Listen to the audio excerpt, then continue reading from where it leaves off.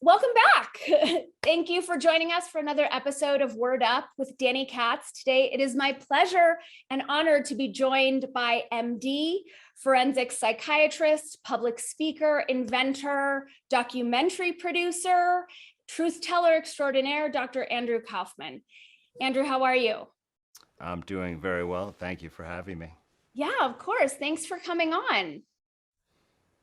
Yeah, my pleasure. Yeah, I really appreciated you and I connected very early on during the pandemic. I believe it was March of 2020, and kind of were helping me clear up some things and get clear on some of the sciences when I was doing some research for a documentary. And I really appreciated how open and generous you were with your time. So I definitely wanted to acknowledge you for that.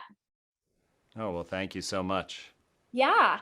So I'm curious about your path. I know you've been on so many shows and talking about terrain theory and helping bring the public up to speed on the science. I'm curious to know about your path and your background. Were you always kind of speaking against consensus reality? Were you always poking at fictions pervading the medical space?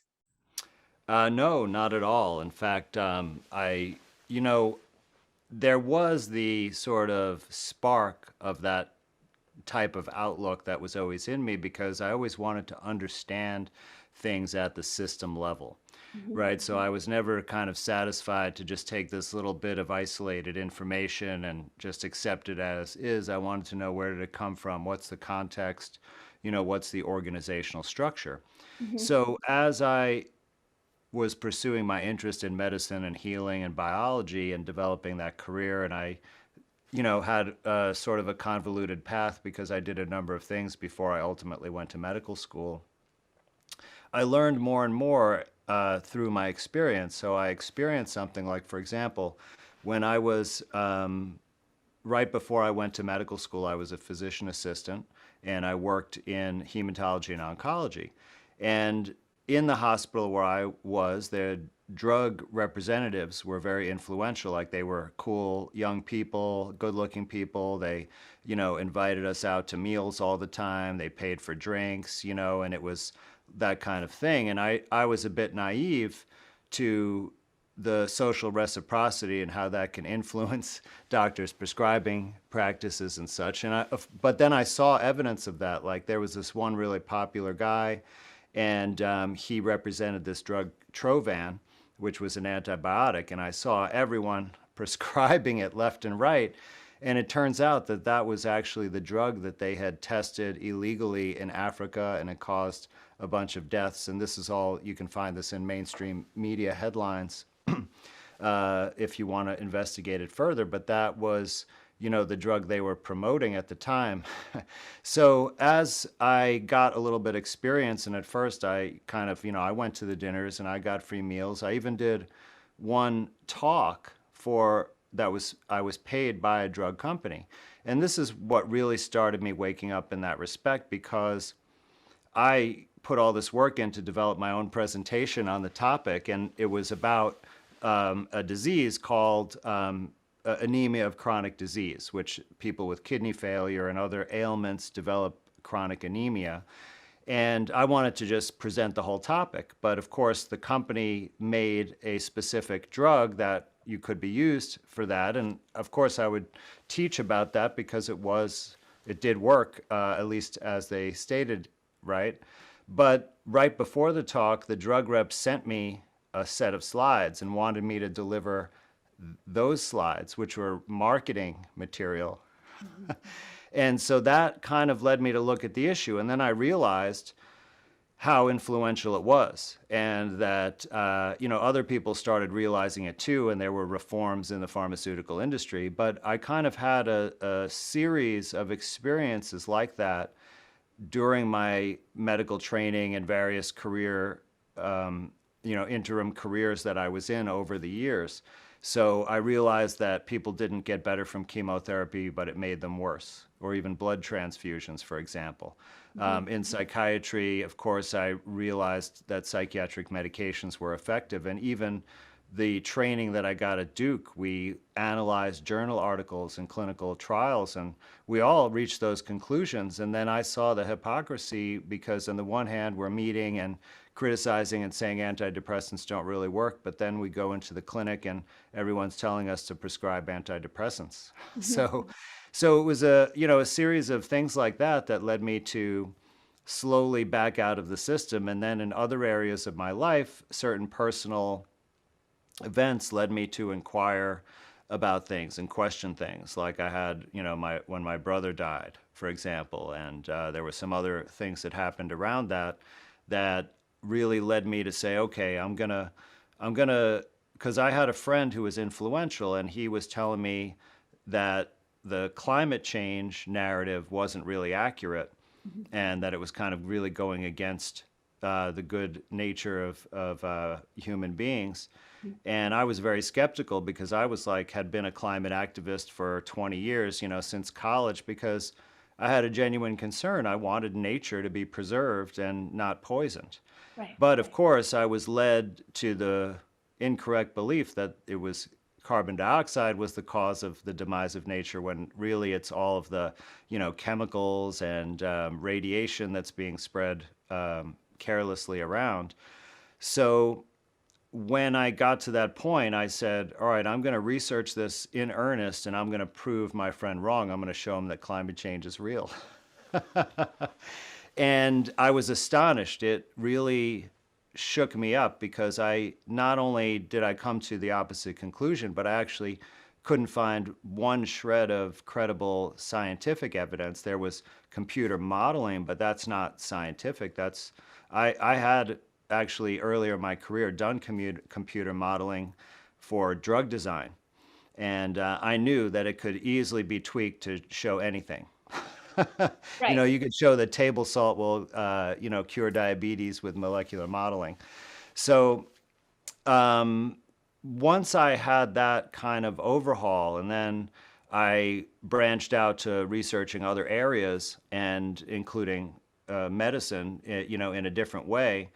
And that's what really turned me around to start questioning everything. And, I've gone deep down the rabbit hole in many, many areas, and have learned that most, if not all, of the narratives, theories, and paradigms that we are indoctrinated with from our childhood and throughout our lives, through our culture and our compulsory schooling system, that they're almost all false. Amen. And I'm curious because you gave us a bunch there, and I know that a lot of that modeling comes out of MIT, and I believe you did your undergraduate at MIT. Is that where you kind of clued in? Because it seems like so many of these models upon which we're basing these emergency procedures are coming out of MIT. Yeah, absolutely. Well, I studied now the department is called the Department of Biology, but it's not, it's really molecular and cell biology, which Okay. is really what we're talking about, because that's all of the things, antibody tests, PCR tests, gene therapy, all of that is not from really biology, where you look at whole organisms. Right. It's when you look at cells and molecules. And that's what they teach at MIT, because that's related to technology. And, MIT has a lot of questionable influences and where their financing comes from. And I don't want to, necessarily get into that. But to be honest with you, MIT really prepared me to recognize these flaws, because their educational model is all about problem solving. They don't hold your hand at all. They give you dense, difficult material. They expect you to learn it with very minimal help, mostly on your own, and to solve these problems that are very difficult. And when you learn how to do this kind of problem solving, it makes you see all the details and the levels, and you get very good at logic and reasoning. Mhm. So I simply applied the same types of analytical thinking to these scientific paradigms to see the falseness in them. Mhm. Mhm. Okay. But you're right, because much of what MIT is really oriented is technology, which is different from science. Science is the study of understanding the natural world. Mm. Okay, but it doesn't have to produce any fruits. The fruit is the understanding or knowledge. Mhm. And that leaves out a step of accountability because they don't have to actually build something or develop something in the real world that works based on what they learn about how the real world works, Mhm. right? Because that's a separate field, engineering. And engineering is where you have a problem or a task that you want to do, and you apply technology, not necessarily science, but technology to the problem, and you design and you test and you have trial and error to solve the problem. And that has built-in accountability because you make a device, and if the device works, then you succeeded. Right. So later, many years later, when I've kind of looked at the comparison of these two subjects, what you can see is that various devices that are built that actually work, that are technology, they're supposedly based on a scientific theory. But if you look at how the device is actually designed and put together, and talk to the engineers, you realize that they didn't need the scientific theory at all to make the device work. Mhm. And they can't explain how the theory applies directly to the device. Mhm. In fact, don't even, like, for example, for a nuclear reactor, they don't even use the equations from nuclear physics to design and build a nuclear reactor. Whoa.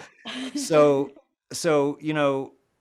MIT is really based on technology, and if you take the biology, the science of, right, and then take the techniques from that and use it to build things, that's really the kind of way that they teach biology at MIT, which is very different from a purely scientific way to study biology. And that's why, they end up being, because they're, leading place, they attract some of the top thinkers and talents.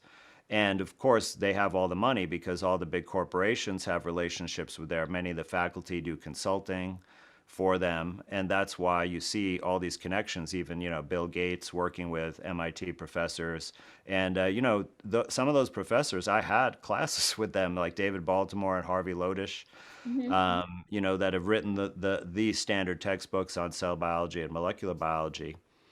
But So when I was there, I learned how to do some of that research, or really kind of more engineering. And then I did internships in the biotech. And it was at, I believe, Biogen, where I did my first internship in that industry, where I helped them develop their molecular modeling department. Oh, And it cool. was just because I was, like, at MIT, they expect you to know everything. So I knew enough about computers. I could do a little bit of programming. I could do bench science. I understood math. So when I was at Biogen, you have a bunch of biologists and chemists who are in the lab, and they don't know that much about computers. And I just saw they were just using it to make pictures. And I'm like, oh, this thing could be used for drug development. Like, that's what it's designed for. And so I just took the initiative and they let me run with it. And now they have a whole department doing that. That's awesome. You had such a major impact there. Well, I mean, maybe I just got in early or whatever, but it taught me a valuable lesson. I think that's the most important, which is what computer modeling is. And that's come up so much in the last 2 years because you have really what they say is the genome, the genetic sequence of the virus is just a computer model. It's not really in reality at all. Right. And also the predictions about the mortality that produced the fear, which made everybody, lock themselves away. Right. That also was computer models. And we see, how false those predictions were. So I had that knowledge to instantly know as soon as I heard computer model what that means, and to not pay it, that it could be used as a tool of manipulation very easily. Yeah. Yeah, for sure. And it's great that that you were there, you had the practical experience. And it sounds like the difference is like taking scientific postulates from the realm of abstraction and then taking them into actual application, and that may be where a lot of the breakdown lies. Is that correct? Well, it's even deeper than that because so in the field of science, right? If you're talking about real science, okay? Because these days a lot of things are called science that don't really fit what it is. But what it Yeah. is it's where you can use the scientific method to answer questions about cause and effect relationships of natural phenomena. Mhm. So, why do clouds form? Oh, I think it's caused, by, people snoring in their sleep. Okay, so that's kind of a ridiculous hypothesis, but you could design an experiment using the scientific method and test it. And then you'd find out that that's actually not the cause. Right. But, we can look at, illness. That's a natural phenomenon, or it could be man-made also, by the way. Probably a lot of it is, but we can still use the scientific method to apply to that. Mhm. And what you have at present is you have what I would call consensus, pseudoscience or scientism, Mhm. which is that the authorities of the field, so it could be professor so and so, or it could be, director of, so and so government agency who's the scientific authority, Mhm. they put out a statement and say, oh, all scientists in this field agree that this is the truth, right? But that has nothing to do with the scientific method. In fact, that's a logic fallacy called appeal to authority. Right. Those logic fallacies go all the way back, to Socrates and Aristotle. Yeah. And I forget which one of them originally wrote about it, but you get the point. It's not new information. Right. And It's what propaganda. science it has its own built-in, system where you apply the scientific method to show a cause and effect relationship. And if you do that and no one can falsify your findings and your hypothesis, right, then it becomes a theory. Mhm. And then, it's useful and we can talk about it and, people have to accept it. They don't agree because it's how nature works. Right. Right? It's not, so it doesn't matter if you agree with it or how many scientists agree. It's like the proof is, well, if that's the way nature works, then that's the way nature works, right? So, Right. of course, when it comes to illness, if they say, that it's caused by this or that, well, you have to use the scientific method and show that. And, nature will tell us through those experiments if that's actually the case. Because it doesn't matter what we think or agree about. It's, that's the way to show a cause and effect relationship. And it's pretty simple. It doesn't require a lot. You just have to have an independent variable that's the cause, and you have your dependent variable that's the effect. Mhm. And then you design an experiment to where you take the independent variable and you apply it and see if the dependent variable occurs and Mhm. if there's a relationship. And then you also do a control experiment where you do the exact same experiment but you remove just the independent variable. Mhm. And that is the simple method, right? So of course there's one caveat that in order to do that you actually have to have the independent variable, right? That's the cause. Right. So it has to be real. So I can't say the cause of thunderstorms are Martians operating a Martian technology Right. because I haven't shown Martians. So Right. I can't test it, Right. right? But if I say that it's from, air traffic control broadcasts, well, that is a real thing. So it's not natural, but nonetheless, I can test it. Right. Yeah. So you had started to clue into some fishiness going on with pharmaceutical manipulation when you were a physician's assistant.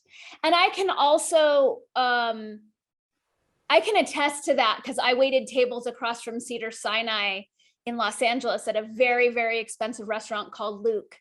And I worked the lunch shifts, and every lunch shift was tables of pharmaceutical representatives and interns and doctors. And it was every conversation. How can we get your people to prescribe more of this?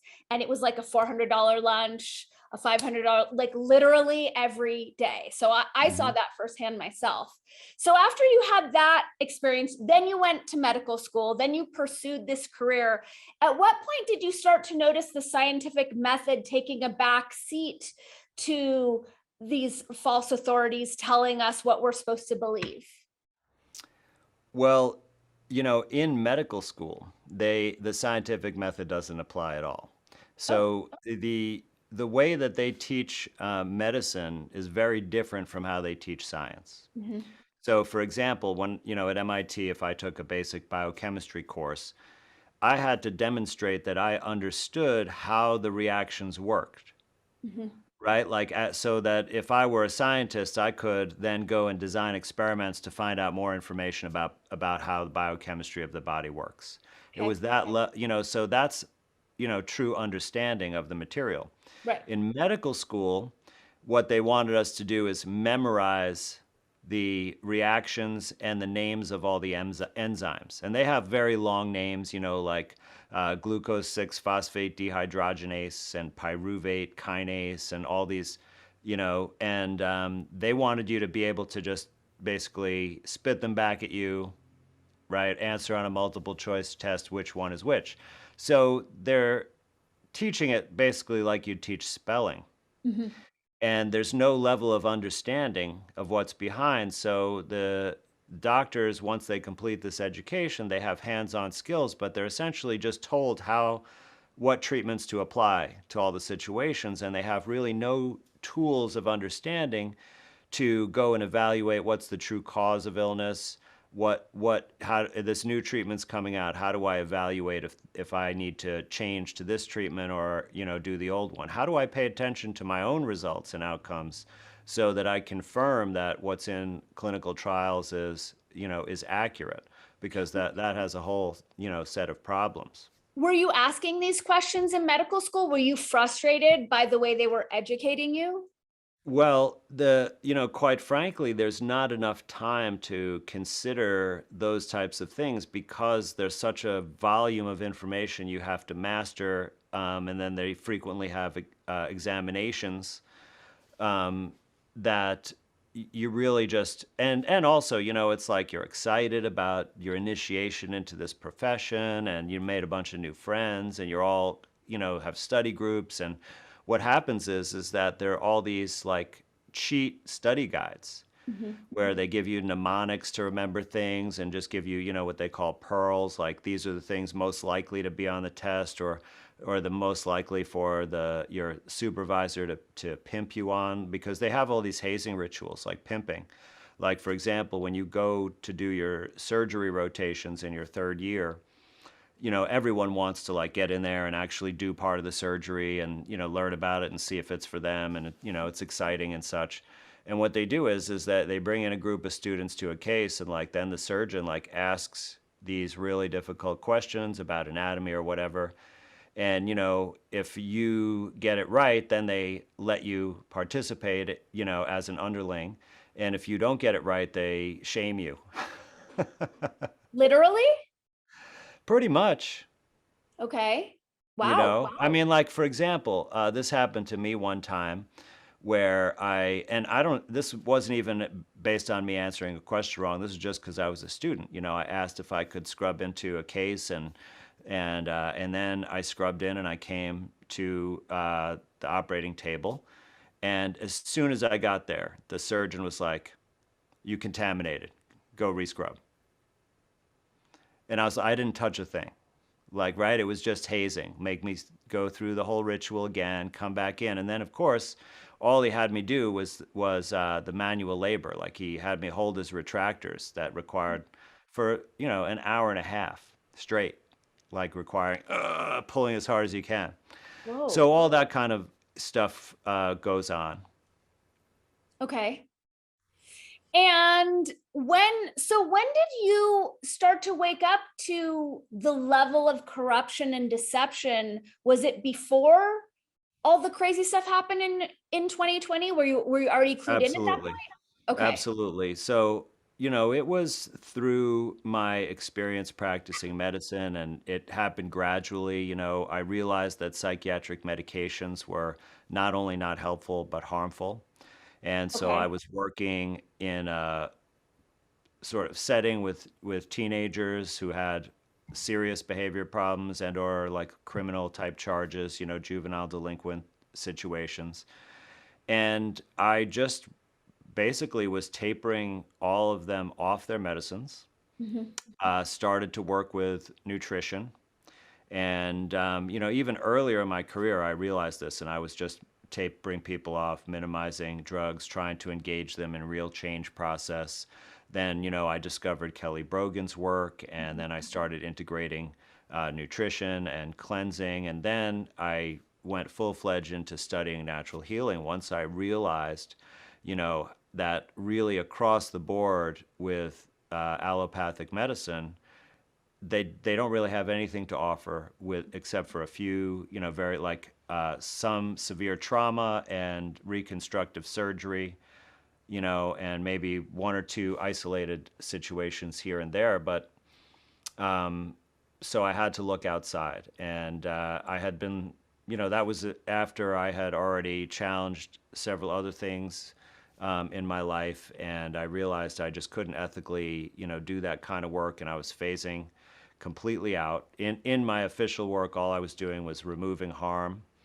I did some expert witness work, and then once the pandemic happened, then it was sort of all over when I refused to wear a mask, and the place that I was contracting with didn't like my videos and public persona, even though they were very happy with me reducing the medications because it cost them a lot less money. Mhm. So so it was really just a kind of a gradual process, but I realized through my own experience, not just from evaluating the medical literature, that it simply didn't work. Right. Wasn't helping people, and it was causing a lot of harm. Like I realized I had many patients who had suicidal thoughts caused by antidepressants, and I Right. didn't never believe that at first, and then just time after time again, when I took them off, they went away. And were you receiving pushback at this point in your practice where you started to move more into nutrition, less the pharmaceuticals? Well, so there were some things that I could do in a conventional clinical setting, which is, I could taper off medications, and they were very skeptical at first, but once they saw that the kids' behavior didn't get worse, it actually improved, they were all behind me. It's like better behavior, less expensive.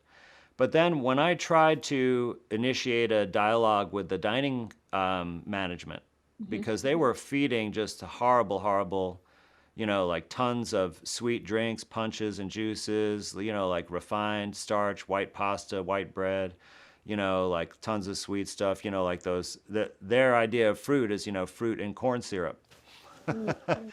right? Right. So we could have made huge progress there, but they were resistant. They thought, oh well, gosh, it's going to be way more expensive, Right. right? For example, even though they had farmland, they could have raised their own food, right on because they're in this beautiful pastoral campus.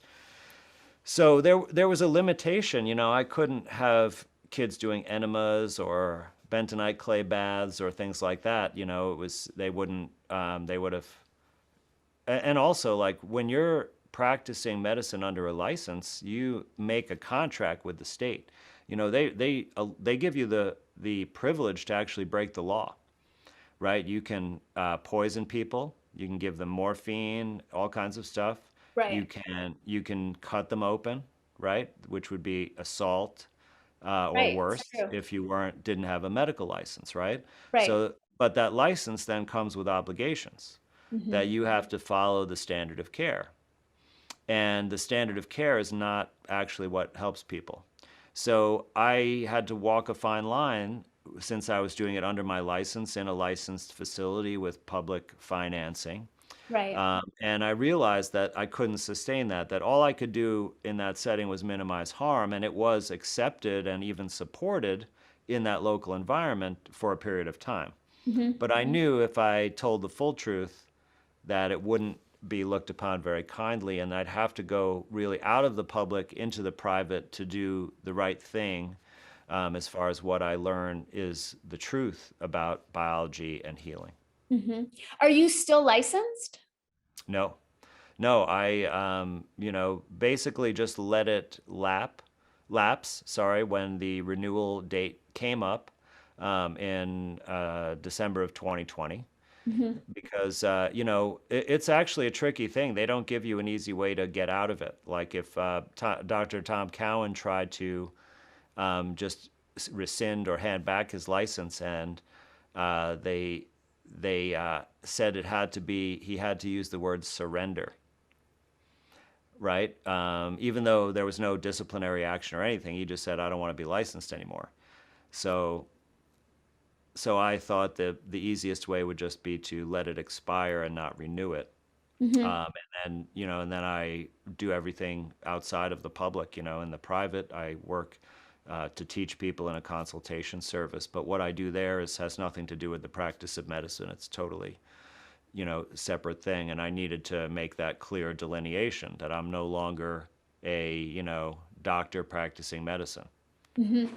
And I don't, I mean, I never do the things that I did as a doctor. I don't use a stethoscope or do a physical exam or order or look at labs or prescribe treatment or make diagnoses or anything like that. I help people understand the root cause of their health problems. Mhm. I teach people a variety of natural methods that I've learned in my study that can be helpful, and then I give them that information, and then they embark upon their own personalized healing process.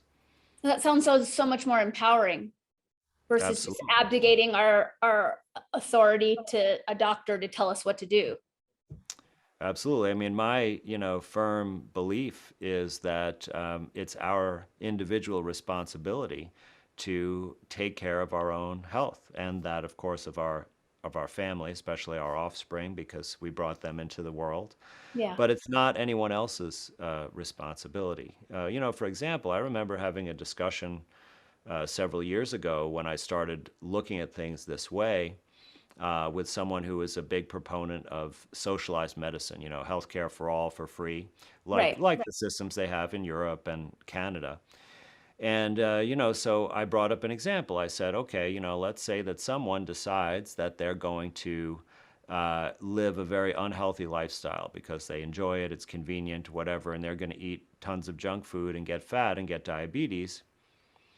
And then they're going to, instead of reversing the diabetes by going back to a healthy diet, they're going to take medicine, which is expensive. And so I said, do you feel that it's your and my responsibility to pay for that medicine for that person's individual choices about their lifestyle? Because that's, even diabetes, even among mainstream medicine, type 2 diabetes we're talking about here, everyone acknowledges it's caused by a poor diet, Right. right? Even in mainstream medicine. So that means that all the person has to do is change their diet to reverse the condition. But Right. that's not what the doctors tell them to do, No. right? They prescribe them drugs. So why should I pay for their drugs, and why should they even receive them for free? They should have to pay out of their own pocket, for those things if they think that that's a healthy way to live. Everybody should make their own choices about that. But in my experience, when people actually do something actively to reverse diabetes, that in 3 weeks I've seen numbers, many individuals completely reverse diabetes. Mhm. It's, all right, can you hear me? I can hear you. Yes. All right, I don't think I can get my video working again. So I'm using this program to run it and it crashed, and I think I need to update it and fool around with it. So if you want to do audio for the rest, I can definitely do that. Or That's if you perfect. want to reschedule. Yeah, I'm happy to do audio if that does that work for you? Sure. Okay, cool. Is Um, the levels an okay? Good, because it's a different mic and sound system. yeah, the levels are good. You sound great. Okay, this is my radio mic. Okay, awesome. I'm glad you have multiple mics. Me too. So the last bit I heard before we had our tech difficulties was about people healing diabetes within 3 weeks because of dietary changes. And I mean, I do feel like this push away from personal responsibility towards more of an infantile dependency upon authorities and systems is certainly part of why we're in this predicament. I know for me at the time when they were, making their recommendations about face coverings and staying inside and whatnot, I thought like, well, for at least more than 20 years, I wake up with the sunrise, I take cold showers, I do oil pulling, I bounce on my rebounder, I meditate, I, drink lemon water. Like, who are these people to tell me how to handle my own health? Like, I'm on top of it. So for me, that was just a giant disconnect. Like, I'm definitely not going to be taking recommendations from the pill pushers. Yeah, absolutely. And, I've always been the kind of man who wants to be able to do things for myself. And I think we really, if we become dependent, there are many pitfalls. Like one thing is it's very easy to be taken advantage of. And Right. you might be able to see how a contractor repairing your home might take advantage of you, but you would be clueless about how a doctor or surgeon might be taking advantage of you. But the same kind of thing goes on. I mean, any business can be corrupted. Totally. And I would like to steer us into kind of the circuit, but while we're still on the topic, like, how does that line up with the Hippocratic oath? Like when you're speaking to your colleagues and that they've taken this oath to do no harm, and at the same time, that they are harming, like, how does that line up? How does that work?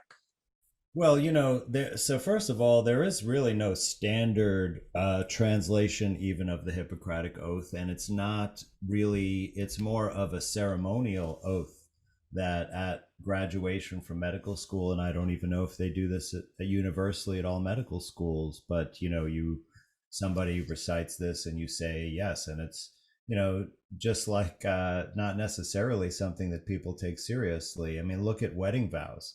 Essentially it's the same kind of thing as that. A priest says them, you repeat them, or whoever's officiating the ceremony, and then look what happens. People don't honor them.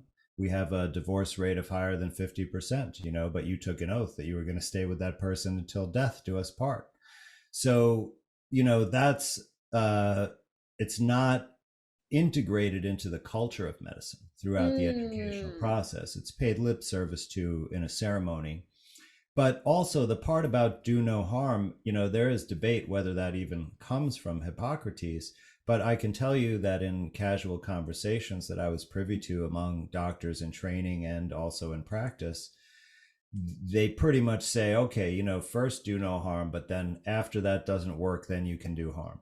Oh, So, wow. what do you do second? It only says first.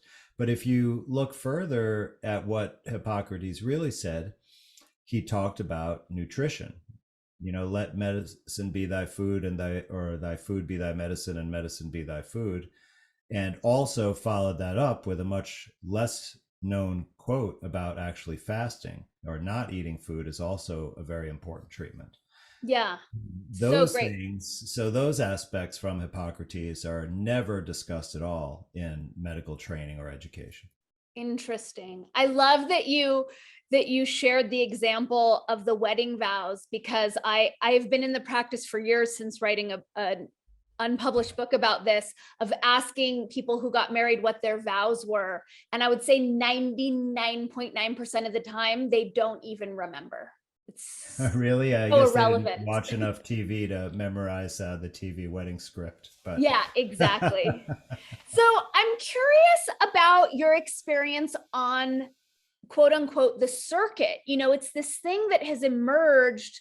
It started with, as I understood it, very well-meaning, well-intended truth tellers, wanting to kind of fill in a gap that the corporatized mainstream media was not filling in terms of educating people. But it seems, and I know you're much closer to this, but it seems like some bad actors, some controlled opposition, some weirdness has kind of slipped in. I'm wondering about your experience with that. well, men and women are individuals, and everyone has their own abilities, skills, intelligence, and their own motivations, goals, and inspirations. And whenever there is something that questions the mainstream, of course, that there's going to be individuals from the mainstream power structure who infiltrate that. Right. And this, there's many things written by that about that, but it's a classic strategy. In fact, even the Soviet, the KGB had policies like that where they tried to infiltrate American organizations and institutions for that purpose. So there's lots of precedent for this, and I don't know who has what intentions, but what I see is just different discussions going on. And what I'm interested in is discussions related to getting at one, the truth of what's going on, and two, what are the righteous actions to take to preserve and defend the freedom, pursuit of truth, and prosperity of individual men and women. And so people who are not having that discussion, but instead who talk about things like strategies, how do we convince people or politicians to do things, even if we have to be dishonest or misrepresent ourselves, or if you use personal ad hominem attacks to challenge someone that you disagree with instead of talking about the issue. Like, for example, I've seen many journalists and bloggers criticize the main points that have come from me and some people that I collaborate with, like Tom Cowan and Sam and Mark Bailey, about our criticism of the science of virology. Mm-hmm. But I never see in these writings evidence that they've actually thought about and considered our scientific criticism of this evidence. And there's no production of any counter evidence that would be part of a rational, factual discussion. Instead, there are all kinds of bluster and accusations, or saying, oh, we are ruining and polarizing or sabotaging the freedom movement, or that, how could 100 years of science be wrong, and things like that have nothing to do with the criticisms of the prevailing paradigm that we've put out there, trying to seek the truth about nature and science and health. Mm-hmm. So I don't engage in those discussions, but I do appreciate bringing more attention to this underlying subject, because it's critical, because it is the basic underlying cause of everything that we've currently experienced. There are going to be new operations, like we see a lot of things shifted towards the climate change, air quote, crisis. Right. And so there's going to need to be new education. And that's why I believe it's so foundational, because if we can see that these underlying foundational, quote unquote, theories that we have accepted as fact our whole lives because we've been told that it's factual, if we can see that one of those is actually completely wrong, then it'll be easier to see that another one is also completely wrong. And as we move forward, the powers who are trying to manipulate and direct us will be much less powerful, because we'll be able to use our discernment and see through the narratives and see that they create crises out of nothing, simply for the purpose of generating fear so that they can take advantage. And they even say this outright, right? How many of them have quoted the statement, never let a good crisis go to waste? Right. Now, they don't say the whole truth, that they manufacture the crisis so that they can use it for those purposes. But they're pretty open and honest that they're going to use it. And so that should make everyone very skeptical of any crisis whatsoever. I mean, now we have a political crisis that is having a potentially genocidal effect on Europe this winter. And this is all created by the governments, that they did not have to support one side or the other, and they could have maintained their access to natural gas resources and let the people who are having the argument solve it and resolve it for themselves.